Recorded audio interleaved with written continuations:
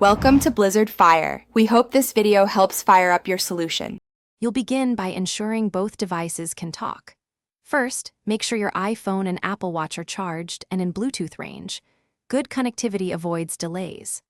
On the iPhone, enable settings right arrow general right arrow date and time right arrow set automatically so network time is authoritative. Once done, open the Watch app and verify location services and permissions. This allows the watch to inherit the correct time zone. Now pair or confirm pairing.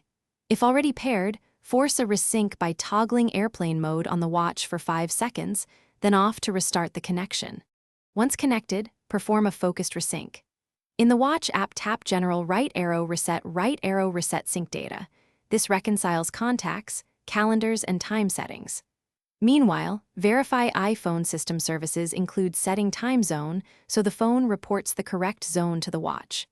If you need a manual offset for display only, press the digital crown on the watch, open settings right arrow clock, and adjust the time ahead. Note this changes only how time displays, not system time for alerts or handoff.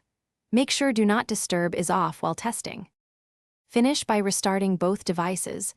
A full reboot often clears lingering sync errors. After restart, confirm the watch face matches your iPhone's time exactly, including AM/PM and time zone. If the problem persists, unpair then repair the watch using the Watch app. That rebuilds the connection and restores a backup automatically. Before unpairing, ensure you have an iCloud or encrypted backup. If nothing works, update to the latest iOS and watchOS. Most time-related bugs are resolved in recent updates, and that usually fixes stubborn. Thanks for watching. If you found this helpful, don't forget to like and subscribe.